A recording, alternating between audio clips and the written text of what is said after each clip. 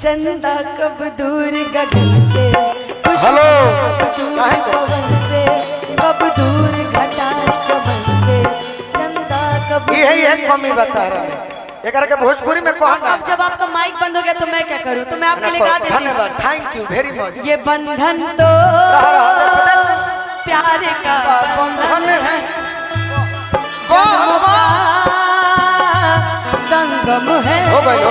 अब देखो तोहरो मन खुश हो जाए। हाँ बोलिए। बंधन फिल्म सलमान खान, शाहरुख खान, अमरीश पुरी के कहले बड़ू, बाकी गोलू पुरी के सुना। गोलूपुरी।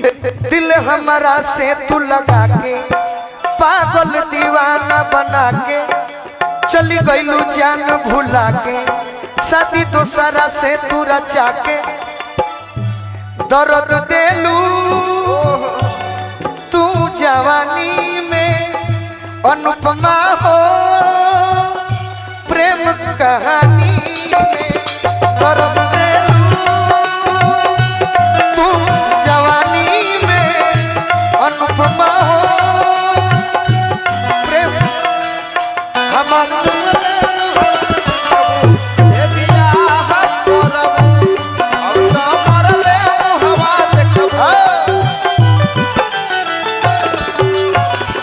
तेरे याद में यूं ही जिया करेंगे, गम बर्दाश्त नहीं होगा तो पिया करेंगे।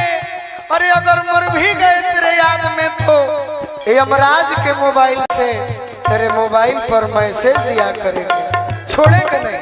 ठीक है। बाकी एगो बात ठीक है मत कहो। आई बारात जहिया जाइता डोली,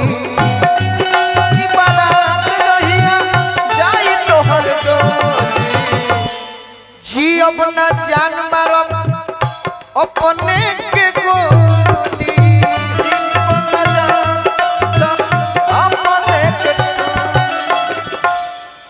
दूर हमारा से जईबू तना करबू,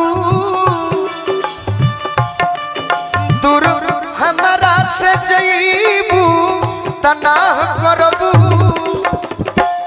हमार मुँहले एगो हो घिर नैया होला होला, हमार मुँहले मुहवा देखबू जे पिया, मुहवा देखबू जे पिया करबू, हमार मुँहले मुहवा देखबू जे पिया करबू, हमार मरले मुहवा देखबू जे पिया करबू। कुछ प्यार भरी बातें तू कह, यही में कहो। हम क्या कहें? कहो कुछ। मेरे प्यार को तुम भुला तो न दोगे, मेरे प्यार को तुम भुला तो न दोगे, किसी से ये दामन मेरे से ये दामन, मुझसे ये दामन छुड़ा तो न लोगे, हमसे यूं दिल छुड़ा तो न लोगे, कभी दिल किसी से लगा तो न लोगे। हमार